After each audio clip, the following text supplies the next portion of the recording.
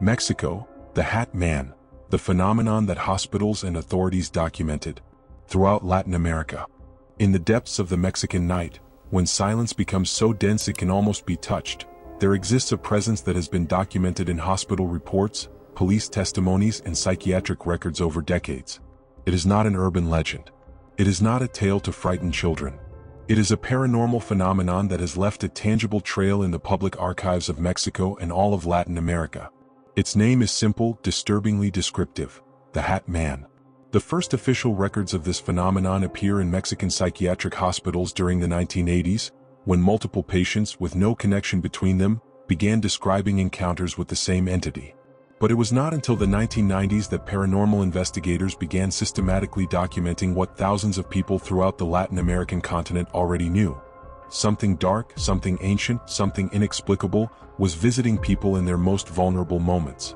Public hospital archives in Mexico City, Guadalajara, Monterrey, and dozens of smaller cities contain chilling testimonies from nurses, doctors, and patients who have seen the same figure. Always at night. Always in dark hallways. Always with the same impossible-to-forget attire. A wide-brimmed hat that conceals a face that no one can describe precisely, because looking at it directly provokes a terror so profound that the mind refuses to process the image. Dr. Elena Ramirez Solis, psychiatrist at Mexico General Hospital, documented in 1997 one of the most disturbing cases in official medical archives. A 32-year-old patient, admitted for severe depression, woke up screaming in the middle of the night. When the nursing staff arrived at her room, they found her paralyzed with terror, pointing toward the darkest corner of the room. The woman repeated over and over, "The man with the hat is watching me. He has no face, but I know he's watching me." What turned this incident into something more than a psychotic episode was what happened afterward. That same night, 3 different nurses reported having seen a tall, slender shadow, crowned by a wide-brimmed hat, gliding through the corridors of the 3rd floor. One of them, Nurse Guadalupe Torres Mendez, with 22 years of experience at the hospital, filed an official report that still remains in the hospital's administrative archives. In her statement, she described how the hallway temperature dropped brutally, how the lights flickered without apparent technical reason, and how she felt a presence so malevolent that her hands began to tremble uncontrollably. The phenomenon is not limited to hospitals. Police archives from multiple Mexican states contain reports of sightings in private homes, abandoned schools, old buildings, and, curiously, in places where some tragedy or violent death has occurred. What makes this case unique is the astonishing consistency in the descriptions. Thousands of testimonies separated by years and enormous geographical distances, describing exactly the same entity. Paranormal investigators have documented more than 2,500 verifiable cases in public archives between 1980 and 2025. The Hat Man does not discriminate. He has been seen by 5-year-old children and 80-year-old elderly people, by declared skeptics and fervent believers, by completely sane people and psychiatric patients. The constant is always the same. A tall, motionless figure dressed completely in black, with a hat that casts an impossible shadow over a face that the human mind refuses to remember clearly. But the most disturbing thing of all, what turns this phenomenon into one of the most terrifying documented in Latin America, is not just its appearance. It is what happens afterward. The people who see it are not the same. They develop chronic insomnia, recurring nightmares. Some fall into deep depressions without medical explanation. And in the most extreme cases documented in official hospital records, the victims develop an obsession, the absolute certainty that the Hat Man will return for them. This is the most documented, most reported, and most inexplicable case in all of Mexican and Latin American paranormal history. A phenomenon that hospitals try to explain as collective hallucinations, that psychiatrists classified as massive psychotic episodes, and that authorities preferred to ignore. But the archives do not lie. The testimonies are there waiting to be read. The stories are documented, archived, sealed with the official seal of medical and governmental institutions. And while you read these words, in some hospital in Mexico, in some house in Latin America, in some dark hallway where light does not completely reach, someone is seeing for the first time the impossible silhouette of a man with a hat. And that person will never sleep peacefully again. Because the Hat Man is not just a story. It is an archive. It is a file. It is a documented phenomenon that no one has been able to explain, and that everyone prefers to forget. To understand the magnitude of this phenomenon, we must go back to a time when Mexico was experiencing profound transformations. During the 1970s and 80s, the country experienced explosive urban growth. Cities were expanding, hospitals were modernizing, and Mexican psychiatry was beginning to adopt international standards of documentation and case registration. It was precisely this new culture of rigorous documentation that allowed the Hatman phenomenon to stop being simply a rumor whispered in dark hallways and become an official file, archived and verifiable.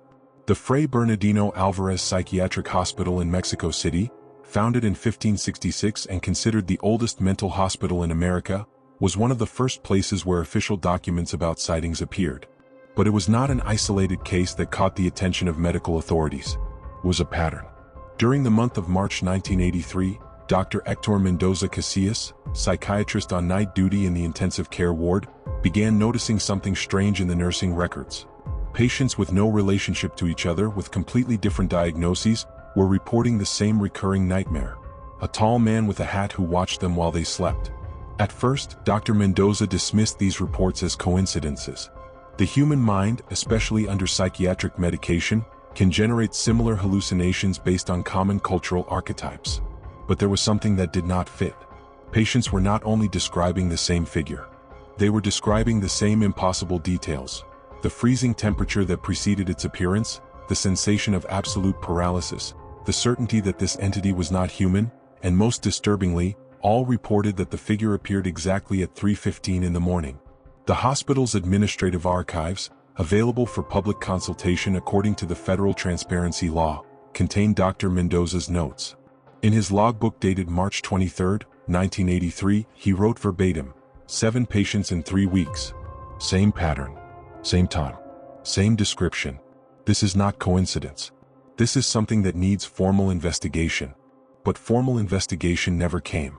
Or rather, it was silenced. What Dr. Mendoza did not know at that moment was that his hospital was not the only one facing this phenomenon. 1,200 kilometers away in Monterrey, Dr. Patricia Garza Villarreal, director of the psychiatry area at University Hospital, was documenting exactly the same pattern. Patients with no prior connection. Identical descriptions.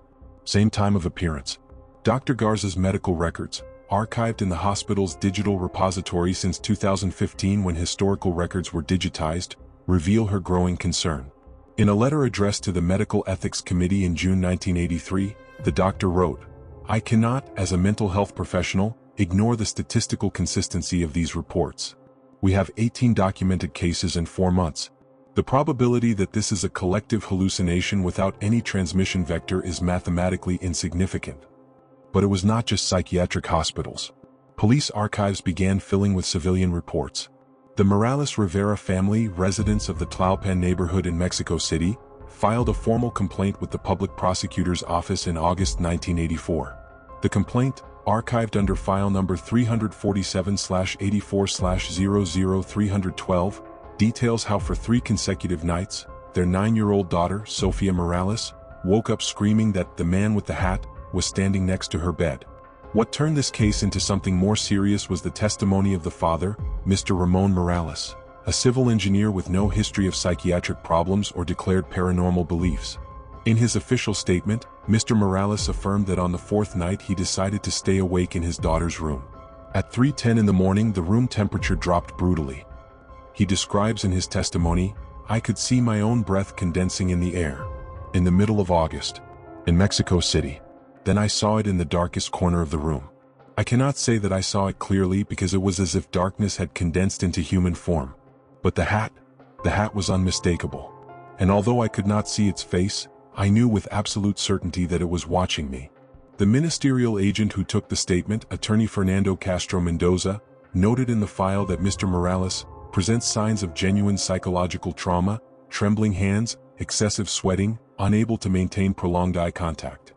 The case was filed as phenomenon without rational explanation, after forensic investigators found no evidence of physical intrusion in the dwelling. But the Morales family was not the only one. During the 80s, the archives of the Public Prosecutor's Office of Mexico City recorded 73 similar complaints. 73 different families in different neighborhoods with no connection between them, reporting exactly the same entity. Mexican paranormal investigators, led by renowned parapsychologist Carlos Trejo, began compiling these testimonies systematically in the early 90s. Trejo, who has documented paranormal phenomena in Mexico for more than 30 years, declared in an interview archived by the National Autonomous University of Mexico in 2002, "The Hatman is the most consistently reported phenomenon in all of Mexico's paranormal history. We have testimonies from Tijuana to Cancun, from Chihuahua to Chiapas. And all, absolutely all, describe the same entity with identical details." What makes this phenomenon especially disturbing is that it does not respect socioeconomic or cultural barriers. It has been seen by wealthy families in Polanco and by humble families in Nezahualcóyotl, by people with university education and by people without formal education, by religious believers and by declared atheists. The only constant is the experience: absolute terror, paralysis, freezing temperature, and the certainty of being watched by something that should not exist. The archives of the Mexican Catholic Church also contain references to this phenomenon, although more obliquely. Reports of exorcisms requested by terrified families appear in parish records of multiple dioceses. Father Miguel Ángel Sánchez, parish priest of the Church of San Juan Bautista in Coyoacán, documented in 1986 a case where an entire family requested blessing of their home after repeated encounters with a malevolent presence in a black hat. While official institutions prefer to classify these cases as hallucinations, collective hysteria, or undiagnosed psychiatric problems, the people experiencing the phenomenon knew the truth. And that truth was being documented, archived, recorded in medical, police, and ecclesiastical files. What no authority was willing to publicly admit was that these archives revealed something terrifying. The phenomenon was not new. Subsequent historical research discovered references to the man in black with a hat in colonial documents from the 18th century, in pre-Hispanic indigenous codices where the nocturnal observer is mentioned, and in 19th century missionary chronicles that speak of a demonic presence that lurks in the darkness.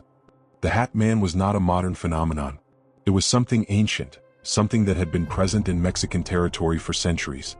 And now, with the modernization of registration and documentation systems, it was finally leaving a trail impossible to ignore.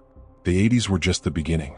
The families reporting these encounters did not know they were being the first to officially document something that thousands, eventually millions, of people throughout Latin America would experience in the following decades. And while authorities filed these cases as inexplicable, while psychiatrists sought rational explanations that never came, while families tried to continue with their normal lives after these encounters, the Hat Man continued appearing. Night after night. Always at the same time. Always in the darkness. Always watching. The escalation began subtly, almost imperceptibly. What had been isolated reports in psychiatric hospitals and sporadic complaints to local authorities transformed, during the second half of the 80s, into something much more terrifying. A systematic pattern of encounters that defied all rational explanation. The case that changed everything was that of nurse Lucia Hernandez Perez. In October 1985, Lucia worked the night shift at the Regional General Hospital No. 1 of the Mexican Social Security Institute in Guadalajara. She had 34 years of nursing experience, an impeccable reputation, and no history of psychological problems. She was, by all standards, a reliable and rational professional. The hospital's administrative archives, available under public information request, contain the incident that marked a before and after in the official documentation of the phenomenon. On the night of October 26th, Lucia was making her usual rounds through the intensive care ward. It was exactly 3:12 in the morning when she noticed that the temperature of the third-floor hallway had dropped drastically. Her first reaction was to check the air conditioning system, thinking of a malfunction. But all equipment was functioning normally. However, the cold was so intense that she could see her breath condensing in the air. Then she saw it. At the end of the hallway next to the door of room 308, there was a figure. Tall. Motionless. Completely black except for the perfectly defined silhouette of a wide-brimmed hat. The hallway lighting, which never turned off completely due to safety regulations, seemed to curve around the figure, as if the light itself refused to touch it. In her official statement, archived in the hospital's administrative file under code HA/IMS/GDL/85/341, Lucia described what she felt. It was not just fear. It was pure terror. As if every cell in my body was screaming at me to flee. I tried to move, but my legs would not respond. It was as if the air had become solid. And although I could not see its face under that hat, I knew, with an absolute certainty I have never been able to explain, that that thing was looking directly at me. What happened next was documented not only by Lucia, but by 3 other witnesses. The figure began to move. It did not walk. It glided. Without leg movement, without audible steps, it simply moved down the hallway toward her. Lucia describes that she tried to scream, but her throat was paralyzed. Each second the figure approached, the cold intensified and the sensation of terror became more crushing. When the figure was less than 3 meters away, the hallway lights began flickering violently. And at that moment, Lucia heard something she would never forget: breathing. Deep, hoarse, unnatural. As if something that did not need air was forcing itself to breathe. Dr. Armando Jimenez, who was reviewing records at the nursing station 20 meters away, was also a witness to the event. In his official testimony, he describes having heard a sound like glass breaking followed by the lights flickering. When he looked up, he saw Lucia paralyzed in the middle of the hallway, and at the end of the corridor, an impossibly dark shadow that seemed to absorb the light around it. Dr. Jimenez ran toward Lucia. The moment he moved, the figure disappeared. It did not fade gradually. It simply stopped being there, as if it had never existed. But the temperature remained freezing, and Lucia was in a state of severe shock. 2 nursing assistants who came after hearing the commotion, Gabriela Ruiz and Roberto Mendoza, also reported having felt the unnatural cold and having seen a black shadow at the end of the hallway seconds before it disappeared. 4 witnesses. 4 coinciding testimonies. 4 health professionals with no incentive to invent a story that could damage their careers. The hospital conducted an internal investigation. They reviewed security cameras, but the 3rd-floor video system had stopped working exactly at 3:10 in the morning and did not reactivate until 3:25. 15 minutes of recording completely black. Technicians found no technical explanation for the malfunction. Lucia Hernandez was placed on medical leave for 2 weeks. During that time, she was evaluated by Dr. Sergio Valdez, hospital psychiatrist. In his evaluation, archived in Lucia's medical file, Dr. Valdez wrote, "The patient presents no signs of psychosis, delirium, or dissociative disorder. Her account is coherent, detailed, and emotionally consistent with a genuine traumatic experience. I find no evidence of fabrication or exaggeration. In my professional opinion, this person experienced something she perceived as a real and present threat." But the most disturbing came afterward. Lucia returned to work in November. For 3 weeks everything was normal. Until, in the early morning of November 22nd, exactly at 3:15, the figure appeared again. This time in the 2nd-floor hallway. And this time she was not alone in seeing it. The patient in room 215, Mrs. Martha Delgado, a 52-year-old woman recovering from gallbladder surgery, woke up screaming at the same time. When the nurses entered her room, they found her pointing toward the window, which faced the hallway through a glass. "It's there," she repeated. "The man with the hat is out there watching me." Lucia, who was on duty that night, looked toward the hallway, and she saw it again. Exactly the same. Same height. Same hat. Same impossible darkness. But this time it was not alone. There was something in the way the figure was positioned, as if it were waiting specifically for her. At that moment, Lucia understood something terrifying. The entity had not appeared twice in the same hospital by coincidence. It was following her. She submitted her resignation the next day. In her resignation letter, archived in the hospital's human resources, she wrote simply, "I cannot continue working in a place where I have been marked by something that science cannot explain and that authorities prefer to ignore." Lucia's case opened the floodgates. Once a respected health professional had officially documented her encounters, others began to speak. Dr. Ana Maria Cortez from the Civil Hospital of Culiacan reported in January 1986 having seen the same figure in the maternity area. What was disturbing about her case is that she was not alone. 3 recent mothers in different rooms reported that same night that a man in black with a hat had entered their rooms and stood watching their newborn babies. The hospital archives contain the 3 testimonies. The mothers did not know each other. They were on different floors. They had not had the opportunity to talk to each other. And yet, they described exactly the same entity, appearing at the same time, 3:15 in the morning. Hospital security reviewed the recordings. The cameras showed empty hallways. But in all 3 recordings, exactly at 3:13, an inexplicable phenomenon appeared. A visual distortion as if the air itself were bending, followed by a shadow that the cameras could not capture clearly. And at 3:23 the distortion disappeared. The hospital systems engineer Javier Moreno wrote in his technical report, "I have reviewed this type of equipment for 15 years. What appears in these recordings is not a technical malfunction. It is as if something were interfering with the electromagnetic waves of the cameras. but I know of no natural phenomenon that can cause this type of distortion without leaving any other trace. Meanwhile, in private homes throughout Mexico, families began reporting similar encounters in increasing numbers. The Sandoval family from Puebla filed in February 1986 a complaint with the public prosecutor's office after their 7-year-old son, Diego Sandoval, woke up screaming for 5 consecutive nights that the man with the hat was in his closet. On the 5th night, the father decided to stay in the child's room with a video camera. The recording, which was presented as evidence in file MP/PUE/86/0578, shows Mr. Sandoval sitting in a chair next to his son's bed. At 3:14 in the morning, the visible temperature of the room changes. Condensation appears on the camera. At 3:15 exactly, the child is heard screaming, "He's here, Dad, he's here." Mr. Sandoval gets up, turns on the room light, and at that moment the camera captures a shadow moving abnormally fast toward the closet corner. When Mr. Sandoval opens the closet, there is nothing. But the temperature inside the closet, according to his testimony, was like a freezer. Forensic investigators examined the recording. Their official conclusion: authentic video, not edited. Visual phenomenon present but without technical explanation. Case filed for lack of conclusive evidence. In Veracruz, Mrs. Isabel Ramirez documented in March 1986 something even more disturbing. For 2 weeks, every night exactly at 3:15, she heard footsteps in the hallway of her house. Slow, measured steps that stopped in front of her bedroom door. She installed a security camera in the hallway. The recording shows the empty hallway. But at 3:15, the camera's motion sensor activates. The camera records movement, but shows nothing visible. However, it can be observed how the hallway rug sinks slightly, as if someone invisible were walking on it. The steps stop in front of the bedroom door. For exactly 3 minutes, the sensor remains activated, indicating that something is there. Then the sensor deactivates.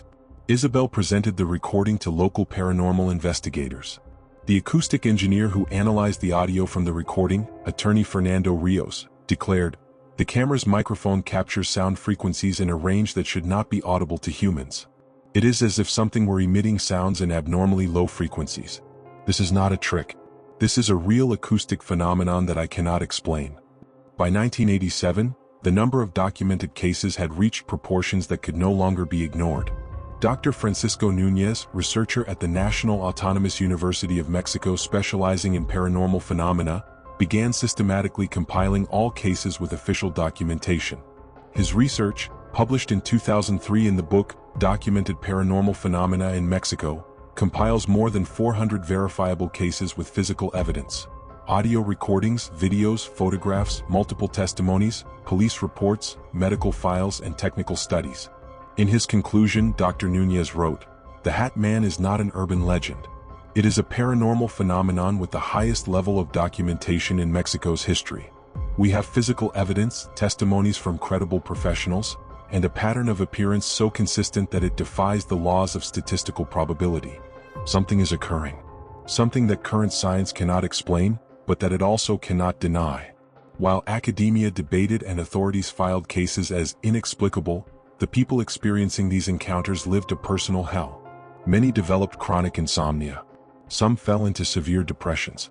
And a small percentage, documented in official psychiatric records, developed what doctors classified as post-traumatic stress disorder of unknown origin. But the most terrifying was yet to come. Because the first paranormal phenomena, however documented they were only the beginning. The Hat Man was not content with simply appearing and disappearing. It had a purpose. And that purpose was about to reveal itself in the most terrifying way possible. The families, the hospitals, the authorities, all were about to discover that what they had experienced until now was not the complete phenomenon. It was just the introduction. The true horror, which would make these first encounters seem harmless in comparison, was gestating in the darkness. And when it finally manifested in all its intensity, it would leave Mexico and all of Latin America with a question that to this day remains unanswered. What exactly is the Hat Man? And what does it want from us? The year 1988 marked a turning point in the history of the phenomenon. What had been terrifying but relatively passive encounters transformed into something much more sinister. Direct, violent interactions with medically documented physical consequences. The case that made it impossible to continue ignoring the phenomenon was that of the Ortega Salinas family. Rafael Ortega, 42 years old, worked as an accountant at a construction company in Mexico City. His wife, Carmen Salinas, 39 years old, was an elementary school teacher. They had 2 children, Laura, 14 years old, and Miguel, 11. A completely normal family with no history of psychiatric problems, no previous paranormal beliefs, nothing that distinguished them from millions of other Mexican families. They had been living in an apartment in the Roma Norte neighborhood since January 1988. During the first 3 months, everything was normal. But in April, what they would later describe as 3 months of hell began. The archives of the Public Prosecutor's Office of Mexico City contain the complete file of the case under number MP/CDMX/88/1234. It is one of the most complete and best documented paranormal files in Mexican judicial history. The first appearance occurred on the night of April 22nd.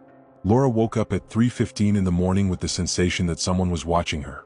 When she opened her eyes, she saw the perfectly defined silhouette of a tall man with a wide-brimmed hat, standing in the darkest corner of her room. She tried to scream, but felt as if an invisible hand were pressing her throat. For 3 minutes that seemed eternal, the figure remained completely motionless, simply watching her. When the apparition finally disappeared, Laura ran to her parents' room. Rafael, initially skeptical, attributed the incident to a nightmare. But Laura insisted, "It was not a dream, Dad. I was awake, and there were marks on my neck." Carmen turned on the light and examined her daughter's neck. There were red marks as if invisible fingers had pressed her skin. Photographs of these marks, taken by Carmen with a Polaroid camera and presented as evidence in the MP file, clearly show 5 reddish lines on Laura's neck, consistent with digital pressure. Rafael took Laura to the Dr. Manuel Haya Gonzalez General Hospital the following morning. Dr. Ernesto Villalobos, forensic physician who examined the adolescent, documented in his medical report, "Female patient of 14 years presents contusions in anterior cervical region, consistent with manual pressure. There is no evidence of self-injury. The pattern of the marks suggests they were caused by an external force. Estimated duration of pressure, 2 to 3 minutes. The patient shows signs of severe psychological trauma." But this was only the beginning. 3 nights later, on April 25th at 3:15 in the morning, Rafael woke up with a sensation of weight on his chest. When he opened his eyes, he saw the same figure his daughter had described, standing at the foot of his bed. The room temperature was so low he could see his breath. He tried to move, but his body was completely paralyzed. In his official testimony, Rafael describes what he experienced. "It was like being conscious but trapped in my own body. I could see, I could hear, I could feel, but I could not move or speak. And that thing, that man with the hat, began to approach, step by step. And although I could not see its face under the shadow of the hat, I felt its eyes. I felt how it studied me as if deciding what to do with me." When the figure was less than 1 meter from the bed, Rafael felt a crushing pressure on his chest, as if something heavy were sitting on him. The pressure increased until he literally could not breathe. In that moment of absolute desperation, he managed to emit a strangled sound that woke Carmen. Carmen turned on the nightstand lamp. The figure disappeared instantly, but Rafael was gasping, his face red and drops of cold sweat covering him. Carmen immediately called an ambulance. At ABC Hospital, where Rafael was taken, doctors documented something disturbing. Dr. Carlos Mendoza, cardiologist on duty, recorded in the medical file, "Male patient of 42 years with no previous cardiac history, presents severe tachycardia, dangerously elevated blood pressure, and pressure marks in the thoracic region without external traumatic explanation. The patient describes sensation of suffocation and chest pressure without apparent medical cause. Electrocardiogram shows irregularities consistent with extreme cardiac stress. Patient insists he was attacked by a paranormal presence. I recommend psychiatric evaluation along with cardiac monitoring." The psychiatric evaluation, performed by Dr. Monica Reyes, concluded, "Lucid patient, oriented, without signs of psychosis or delirium. Coherent account and emotionally consistent with genuine trauma. No evidence of fabrication. Diagnosis: acute stress disorder of undetermined origin." The Ortega family decided to temporarily move to Carmen's parents' house while they searched for answers. But the phenomenon followed them. On the night of May 2nd, in the in-laws' house located in the Del Valle neighborhood, the phenomenon manifested again. This time it attacked Miguel, the youngest son. At 3:15 in the morning, the boy's screams woke the entire house. When they reached his room, they found him levitating 30 centimeters above the bed, with his eyes open in absolute terror but unable to emit sound. This incident was witnessed by 6 people. Rafael, Carmen, Laura, and Carmen's parents and sister. All gave consistent testimonies to authorities. The boy remained suspended in the air for approximately 10 seconds before falling abruptly onto the mattress. When he regained the ability to speak, he repeated over and over, "He was pulling me up. The man with the hat was pulling me." The grandparents, Don Rodrigo and Dona Beatriz Salinas, deeply religious people and skeptical of the paranormal, were traumatized by what they saw. Don Rodrigo, a 70-year-old retired engineer, declared before the public prosecutor's office, "I did not believe in these things. I have been a man of science all my life. But I saw my grandson float in the air with my own eyes. There is no physical explanation for what we witnessed. That thing, that demon with the hat, is tormenting my family." The entire family was hospitalized for evaluation. The medical records of the Angeles del Pedregal Hospital, where they were taken, document the following. Miguel Ortega, 11 years, severe psychological trauma, recurring nightmares, refusal to sleep alone. Presence contusions on both arms consistent with violent restraint. No medical explanation for the injuries. Laura Ortega, 14 years, post-traumatic stress disorder. Chronic insomnia. Nocturnal panic attacks. Recurring marks on neck that appear without identifiable cause. Rafael Ortega, 42 years, continuous cardiac stress. Unstable blood pressure. Sleep paralysis episodes with traumatic component. Observable deterioration of physical and mental health. Carmen Salinas, 39 years, severe reactive depression. Generalized anxiety. Pathological fear of darkness that did not exist previously. The Ortega case attracted the attention of paranormal investigators from all over Mexico. Carlos Trejo, the country's most recognized parapsychologist, personally traveled to Mexico City to document the case. With the family's permission, he installed video and audio recording equipment in multiple locations of the grandparents' house, where the family had decided to remain temporarily. The recordings captured phenomena that until that moment had not been documented with such technological clarity.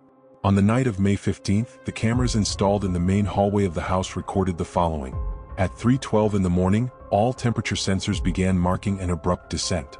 From 23 degrees Celsius to 8 degrees in less than 2 minutes. At 3:14, electromagnetic sensors began detecting anomalous fluctuations.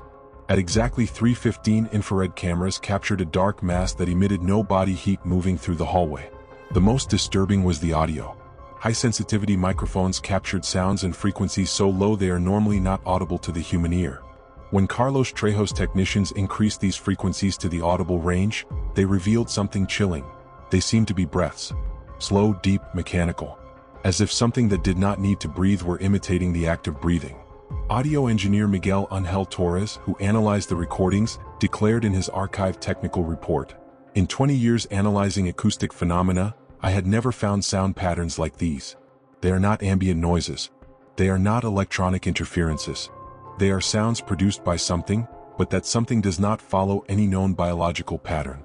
It is as if a non-human intelligence were deliberately producing these sounds."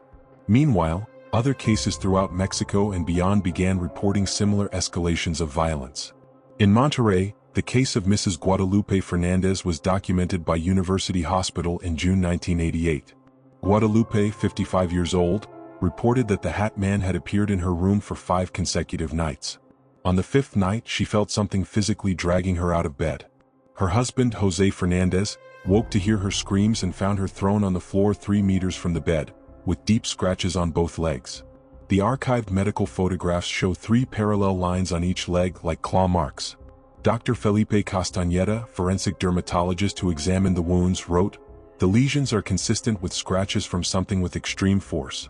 The depth and pattern suggest they were caused by something sharp dragging across the skin with considerable pressure. There is no evidence of self-injury. Patient insists she was attacked by a paranormal entity while sleeping." In Tijuana, the case of young Sebastián Morales, 19 years old, ended in tragedy. Sebastián had been reporting for 2 weeks that the Hatman visited him every night. He developed a paralyzing fear of sleeping. His parents, concerned, took him to multiple doctors and psychiatrists. All concluded he suffered from severe nocturnal hallucinations, possibly related to stress or sleep disorders. On June 23, Sebastián was found unconscious in his room at 6:30 in the morning. He had entered a catatonic state. He was transported as an emergency to the General Hospital of Tijuana, where he remained in that state for 3 days before regaining consciousness. Dr. Ramon Gutierrez, neurologist who treated him, documented, patient presented abnormal brain activity consistent with extreme psychological trauma. No evidence of drug or alcohol consumption. No pre-existing neurological conditions. When he regained consciousness, the patient would panic every time darkness or night was mentioned. Diagnosis: psychological trauma of unknown origin with observable neurological consequences. Sebastian never fully recovered. He developed a severe panic disorder that prevented him from being in dark rooms or sleeping without all lights on. His life, according to social workers who followed up, was permanently altered by his encounters with the Hatman.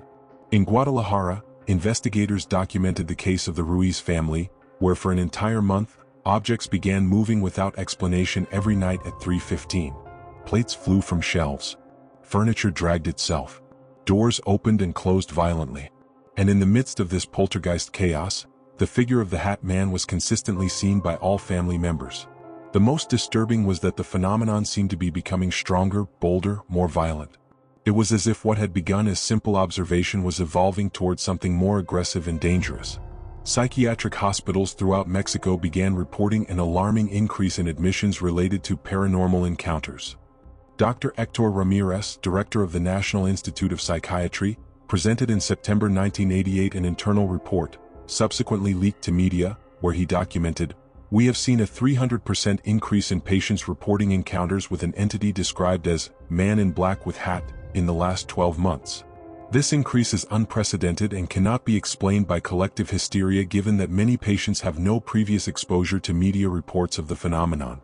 The press began giving coverage to the phenomenon, although with skepticism. Newspapers like El Universal and La Jornada published articles about the epidemic of paranormal sightings, but generally treating the subject as sensationalism or massive psychological problems. However, some journalists investigated more deeply.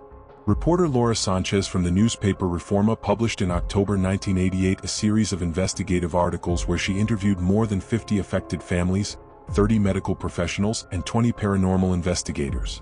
Her conclusion was controversial: something is occurring that cannot be explained by psychology, psychiatry, or conventional science. Too many people in too many different places are reporting exactly the same experience. Either Mexico is experiencing the largest case of collective hysteria in modern history, or there is a genuine phenomenon that authorities are not willing to recognize. While public debate grew, affected families lived their own hell.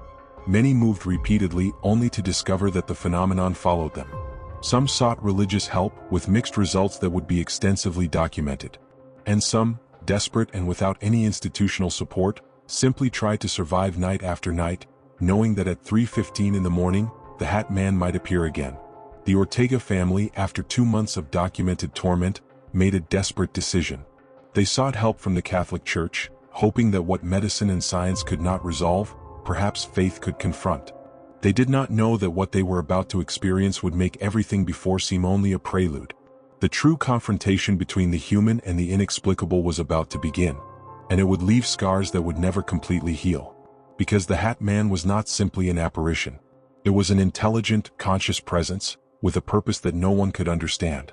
A purpose that would reveal itself in the most terrifying ways during the family's desperate attempts to free themselves from their torment. The question was no longer whether the Hatman was real. Medical, police, testimonial, and technical archives confirmed it beyond any reasonable doubt. The question now was much more terrifying. What did it want? Why did it choose certain people? And how could it be stopped? The answers to these questions were about to arrive, and they would be more disturbing than the phenomenon itself. Desperation leads people to seek answers in places where conventional science cannot reach. And when you face something that defies all logic, all reason, all medical or psychological explanation, only one path remains: faith, the spiritual, the ancient. For the Ortega family, that moment arrived in June 1988, after 2 months of documented torment that had destroyed their physical and mental health. Rafael, desperate to protect his family, went to the parish of the Holy Family in the Roma neighborhood, where Father Javier Mendoza had gained a reputation for his knowledge in cases of possession and demonic phenomena. The parish archives, which the Archdiocese of Mexico has kept under reserve but which were partially revealed in subsequent investigations, contain the complete file of the Ortega case. It is one of the few cases where the Catholic Church officially documented a confrontation with the Hatman. Father Mendoza, 58 years old and with 30 years of experience in exorcisms authorized by the Vatican, listened to the family's complete testimony.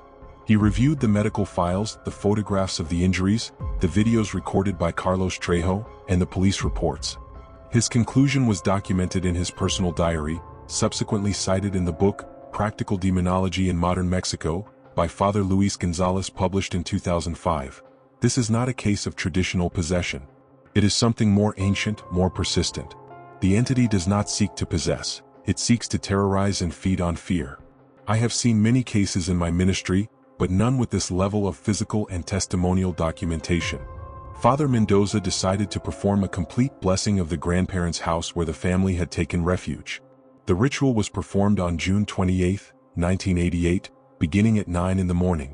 What occurred during that blessing was documented by 8 witnesses present: the complete Ortega family, the grandparents, Father Mendoza, and 2 altar boys assisting the priest, Fernando Ruiz and Antonio Campos, both 16 years old at that time.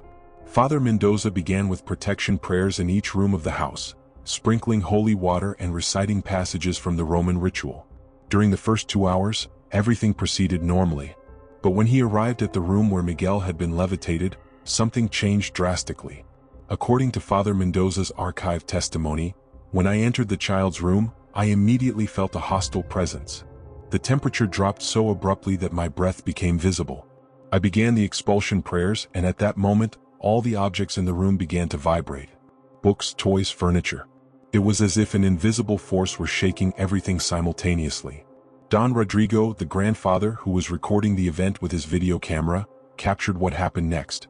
The recording, which was presented as evidence to investigators from the Archdiocese, shows Father Mendoza standing in the center of the room, holding a crucifix and reciting prayers in Latin. Suddenly, all the closet drawers open simultaneously with violence. Books from the shelf fly toward the priest, who has to duck to avoid them. And then, in a corner of the room, the camera captures a dark shadow that partially materializes, a tall silhouette with the unmistakable shape of a hat. Father Mendoza, according to multiple testimonies, did not stop. He raised the crucifix toward the shadow and pronounced with a firm voice the words of exorcism. "In the name of the Father, the Son, and the Holy Spirit, I command you, unclean spirit, to depart from this home and from this family. By the power of Christ, I expel you." What happened next was described consistently by all witnesses. A deafening sound as if something metallic were being torn, followed by a scream. Not a human scream. Something deeper, more resonant, that made the room's windows tremble. And then absolute silence. The temperature returned to normal. Objects stopped moving. The shadow disappeared. Father Mendoza, drenched in sweat, completed the blessing prayers and sealed the room with blessed salt and consecrated oil. In his official report to the Archdiocese, Father Mendoza wrote, "I completed the ritual of blessing and expulsion. The malevolent presence showed significant resistance, something I have only experienced in cases of extremely powerful entities. I ordered the family to keep blessed candles lit every night and recite the complete rosary before sleeping. I recommend extensive pastoral follow-up." For 3 weeks, the Ortega family did not experience any apparition. It seemed the blessing had worked. The children began sleeping better. Rafael and Carmen began recovering some normalcy. There was hope. But on the night of July 22nd, exactly at 3:15 in the morning, the Hatman returned. This time it was different. More aggressive. More violent. As if the blessing had not expelled it but enraged it. Laura woke up feeling something pressing her chest with brutal force. When she opened her eyes, the figure was directly over her, leaning, so close she could feel an unnatural cold emanating from where its face should be. She tried to scream but could not breathe. The pressure on her chest increased, crushing, suffocating. Rafael and Carmen ran in hearing their daughter's choked sounds. When they turned on the light, the figure did not disappear immediately as it had done on previous occasions. It stayed there for several seconds as if defying them, before slowly dissolving into the darkness. Laura was taken as an emergency to the Spanish hospital, where Dr. Alberto Fuentes documented. Adolescent female patient presents severe respiratory difficulty, contusions in thoracic region consistent with extreme pressure, and acute psychological trauma. Requires hospitalization for observation. The force necessary to cause these contusions suggests a violent attack, but the patient and her family insist it was caused by a paranormal entity. The Ortega family, devastated by the return of the phenomenon, sought additional help. They contacted Carlos Trejo, who coordinated a broader intervention. Trejo assembled a team that included 3 Catholic priests, 2 paranormal investigators with experience in violent cases, a traditional Mexican healer specializing in spiritual cleansings, and a technical team to document the entire process. This multidisciplinary intervention, performed on August 5, 1988, was one of the most complete and best documented attempts to directly confront the Hatman phenomenon. The 3 priests, led by Father Mendoza and accompanied by Father Roberto Sanchez and Father Miguel Torres, performed a formal exorcism of the house. The healer, Don Aurelio Martinez, 73 years old and with 50 years of experience in spiritual cleansing rituals based on pre-Hispanic traditions, simultaneously performed a cleansing with copal, sacred herbs, and prayers in Nahuatl. The complete ceremony lasted 6 hours. It was documented with multiple cameras, audio recorders, electromagnetic sensors, temperature meters, and radiation detection equipment. The results were extraordinary and disturbing. At 3:14 in the afternoon, when the rituals were reaching their climax with the 3 priests reciting expulsion prayers simultaneously in the center of the house while Don Aurelio created a protection circle with copal, all electronic equipment began registering anomalies. Electromagnetic sensors went off, registering activity peaks that, according to engineer Rafael Dominguez, who was monitoring the equipment, should not be possible without a massive energy source on site. Temperature meters registered a descent from 25 degrees to -2 degrees in less than 1 minute. And cameras captured visual distortions as if the air itself were bending. But the most disturbing was what the audio recorders captured. When technicians analyzed the recordings, they discovered that during the moment of greatest intensity of the ritual, the microphones had captured a voice. A deep, distorted voice that pronounced words in a language that none of the linguists subsequently consulted could identify.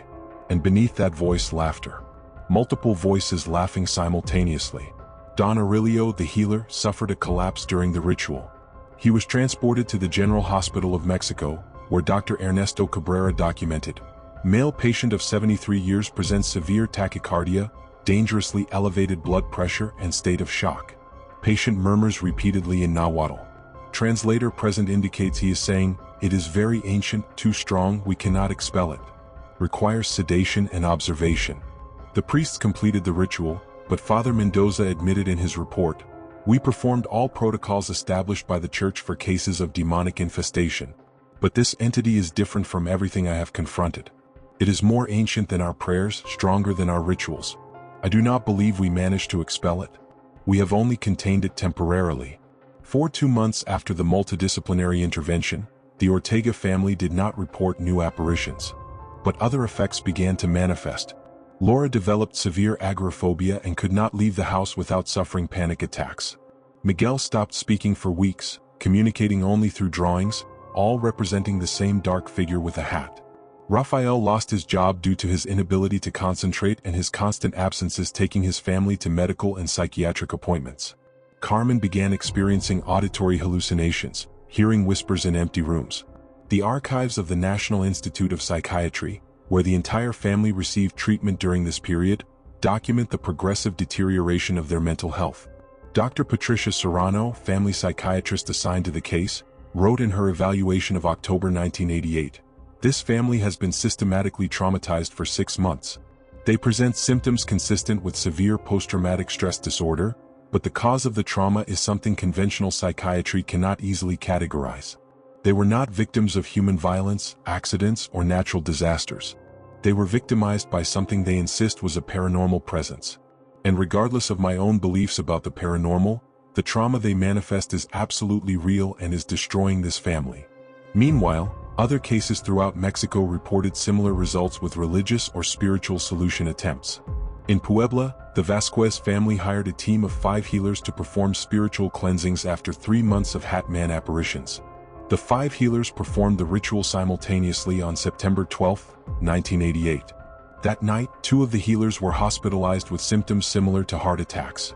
The other 3 refused to return, saying according to family reports that entity is beyond our power. In Guadalajara, a team of paranormal investigators attempted to establish direct communication with the entity using a controlled seance session. The session, performed at the Contreras family house on September 20th, was documented on video. During the session, the medium, Mrs. Estela Rios, entered a trance and began speaking with a voice that was not hers. The words were recorded, "I am the observer. I have been here since before you existed. I will be here after you are gone. Your prayers do not touch me. Your rituals do not affect me. I am eternal. I am inevitable." Mrs. Rios remembered nothing of what she had said. But after that session, she flatly refused to participate in any other attempt to contact the Hat Man. In a subsequent interview cited in the book, Encounters with the Inexplicable by Maria Elena Rodriguez, published in 1995, Mrs. Rios declared, "I have been a medium for 30 years. I have contacted hundreds of spirits. But that thing was not a spirit. It was something completely different. Something that made me feel that my entire life, all my experience, meant nothing compared to its antiquity and power." Some investigators suggested a different approach. Move far away, start anew in places without history of the phenomenon. But the archives showed a worrying pattern. The Herrera family from Monterrey moved to Mérida, Yucatan, more than 1,500 kilometers away, after 4 months of apparitions. For 3 weeks in their new house, they experienced nothing abnormal. But on the 4th night in Mérida, at 3:15 in the morning, the Hat Man appeared in their new room. It was as if geographical distance meant nothing to the entity. The Diaz family tried something even more extreme. They moved from Mexico City to San Diego, California, crossing the border to the United States. For 1 month, nothing occurred. They thought they had finally escaped. But the phenomenon returned exactly the same as in Mexico. Mrs. Diaz reported the incident to San Diego police, who filed the case as nightmares related to immigration stress. But she knew the truth: they could not flee from the Hat Man. By the end of 1988, the medical, religious, and paranormal community in Mexico had reached an unofficial but widely accepted conclusion. There was no effective and permanent solution. Religious blessings provided temporary relief. Spiritual rituals seemed to momentarily weaken the presence. But nothing definitively expelled it. Dr. Francisco Núñez from UNAM, after documenting more than 200 solution attempts in various cases, concluded in his research, "We have attempted Catholic exorcisms, pre-Hispanic rituals, spiritual cleansings, esoteric protections, geographical relocations, intensive psychiatric interventions, and combinations of all of them. None has resulted in permanent elimination of the phenomenon. Affected families learn to live with the terror, develop coping strategies, and hope that with time, for reasons we do not understand, the entity loses interest and moves away." The Ortega family, after 6 months of failed solution attempts, made the most difficult decision of all: learn to live with the phenomenon. They developed strict routines. All house lights remained on during the night. No one slept alone. Permanent recording systems documented every night. And when the Hat Man appeared, they had learned not to react with panic, but with resignation. It was an existence marked by permanent trauma, but it was existence. And in the context of the Hat Man phenomenon, surviving was the only possible victory. Because in the end, all solution attempts revealed a terrifying truth: the Hat Man could not be expelled, could not be evaded, and could not be understood. It was a force that existed beyond human capacities for control or comprehension. And the families that had confronted it were marked forever, not only by the apparitions themselves, but by the knowledge that there are things in this world that are completely beyond our control. Ancient things. Powerful things. Things that watch from the shadows and that, for reasons no one has been able to decipher, choose to torment us.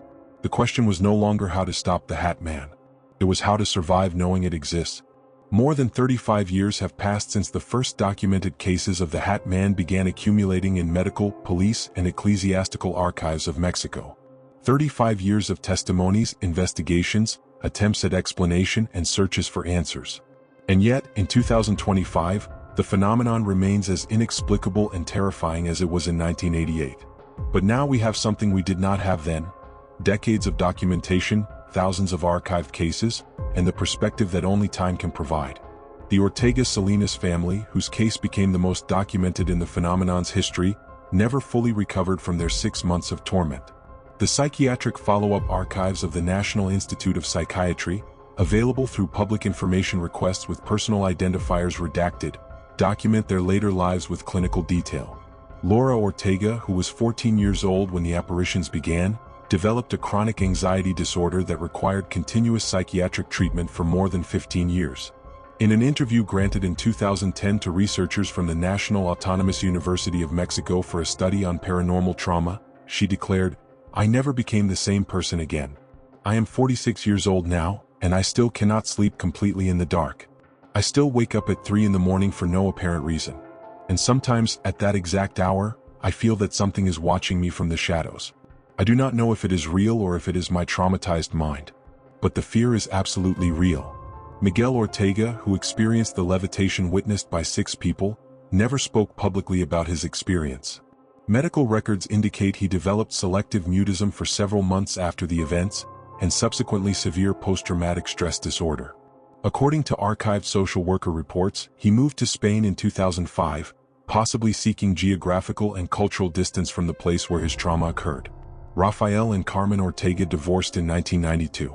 In documents from the divorce process archived in Mexico City family courts, both cited unbearable tension derived from shared traumatic events as one of the main causes.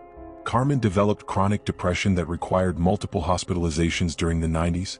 Rafael suffered 2 heart attacks before turning 60, both attributed by doctors to chronic stress of undetermined origin. Their case is not unique.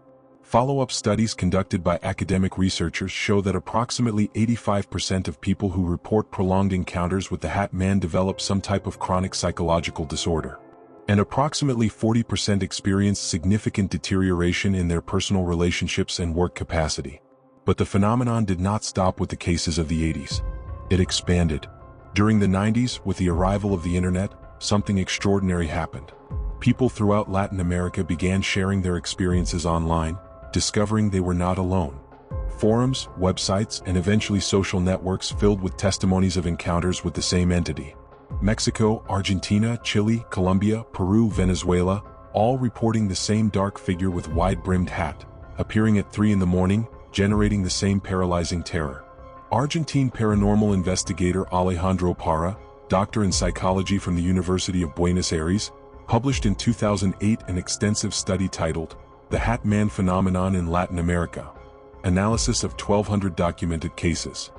His research, archived in publicly accessible academic repositories, concludes, "We are facing one of the most consistently reported paranormal phenomena in modern history. The similarity between testimonies, separated by thousands of kilometers and decades of time, suggests that either we are experiencing the largest case of collective hysteria ever documented, or there exists a genuine phenomenon that current science cannot explain." Hospital archives throughout Mexico show that reports never ceased. The Fray Bernardino Alvarez Psychiatric Hospital in Mexico City, which has kept digitized records since 2005, reports an average of 23 annual cases of patients describing encounters with a dark figure with a hat between 2005 and 2023. These are only the cases that reach psychiatric hospitalization. The actual amount of unreported encounters could be exponentially higher. In 2015, an event shook the Mexican paranormal investigative community. Dr. Héctor Ramirez, who in 1988 had documented the increase in psychiatric cases related to the phenomenon, published before his death a document he had kept confidential for decades. The document, archived in the National Library of Anthropology and History, revealed something astonishing. Dr. Ramirez had traced historical references to the Hatman much further back than anyone had imagined. He found mentions in colonial chronicles from the 17th century, where a demon in black with a hat that terrorizes inhabitants at night was described. He found references in pre-Hispanic indigenous codices to the nocturnal observer dressed in shadows.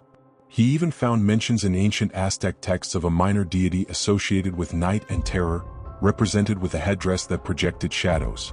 In his conclusion, Dr. Ramirez wrote, "We are not facing a modern phenomenon.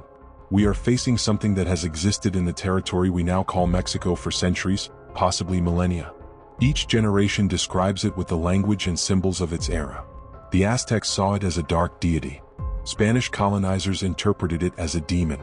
We, in the modern era, document it as a paranormal phenomenon. But it is the same entity. Ancient, persistent, inexplicable."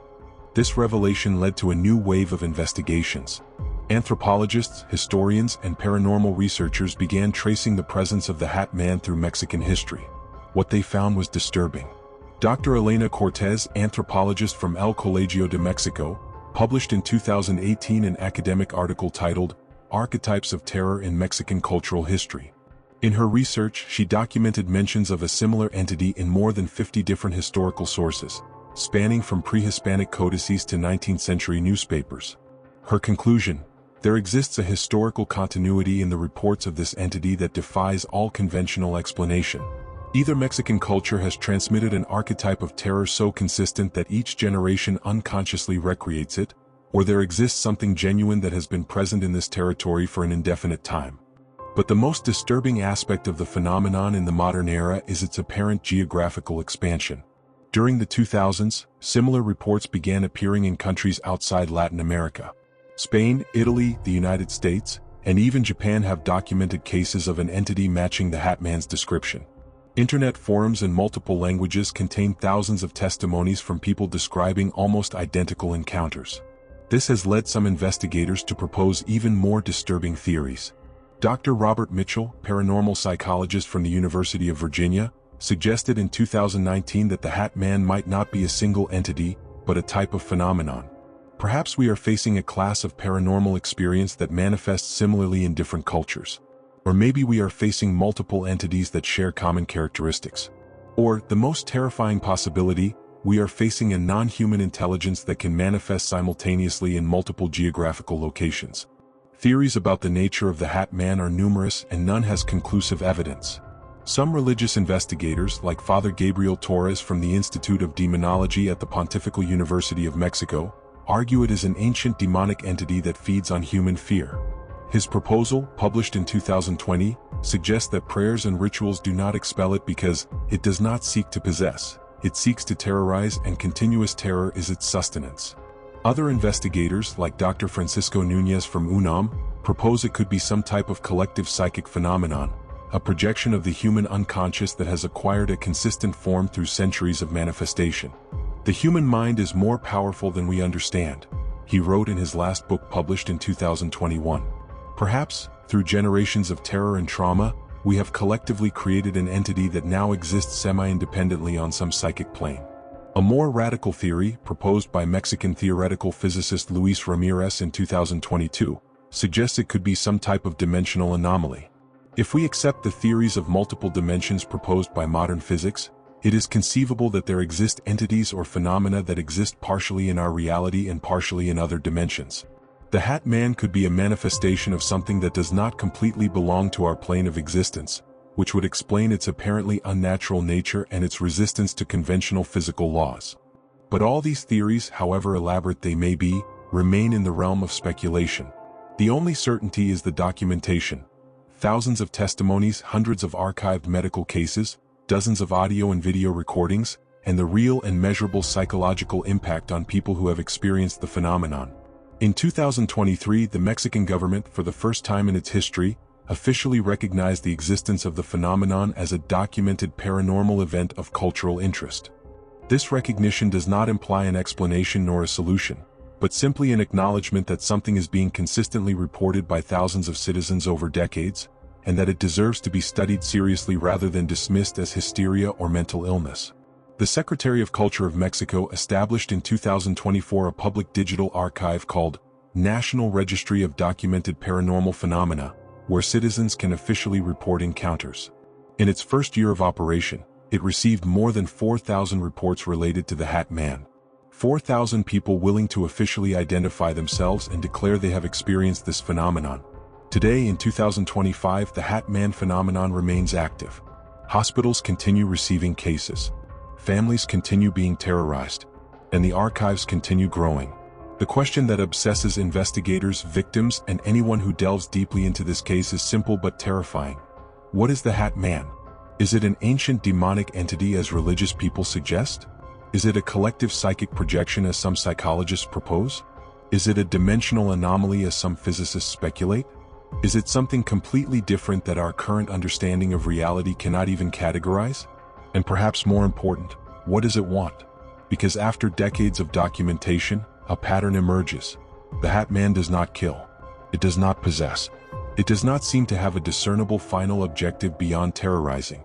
It appears, observes, generates paralyzing fear and disappears. Sometimes it returns repeatedly to the same people. Sometimes it appears once and never again. There is no apparent logic in its choices of victims.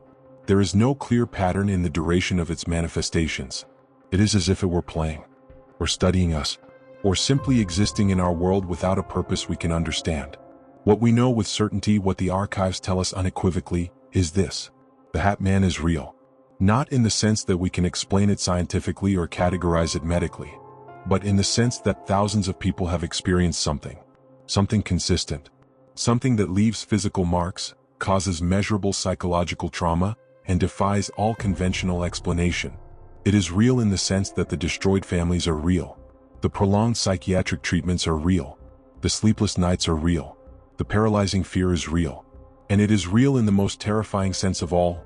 Tonight, somewhere in Mexico, in Latin America, or perhaps in the world, someone will wake up at 3:15 in the morning. They will feel the temperature has dropped. They will feel a presence in their room. And when they open their eyes, they will see the dark silhouette of a tall man with a wide-brimmed hat, standing in the darkest corner, watching in silence. And that person will join the thousands who came before. They will understand that there are things in this world we cannot explain, things we cannot control, things that simply exist in the shadows, watching, waiting, manifesting when and where they choose. The Hatman is not a story that ends. It is a reality that continues. It is a mystery that remains unresolved. It is a reminder that, however advanced our science may be, however developed our understanding of the world, there is still darkness. There is still terror. There are still things that lurk at the limits of our perception. And as long as night exists, as long as darkness exists, as long as 3:15 in the morning exists, the Hatman will continue appearing. The archives are there. The evidence is documented. The testimonies are verifiable. The question is no longer whether it exists. The question is, when will it appear next to your bed? Because according to the archives, according to statistics, according to patterns documented over 4 decades, eventually, if you live in Mexico or Latin America, if you experience periods of stress, trauma, or simply have the bad luck of being in the wrong place at the wrong time, there is a non-insignificant possibility that you too will see it. And when you do, you will understand something that thousands of people already know. We are not alone in this world. And not everything that shares this space with us is friendly, understandable, or even completely real in the sense we understand reality. The Hatman is the living, documented, archived evidence that the universe is stranger, more terrifying, and more incomprehensible than we want to admit. And it will remain a mystery. Today, tomorrow, and probably forever. Because some questions have no answers. Some mysteries cannot be solved, and some shadows never reveal what they hide.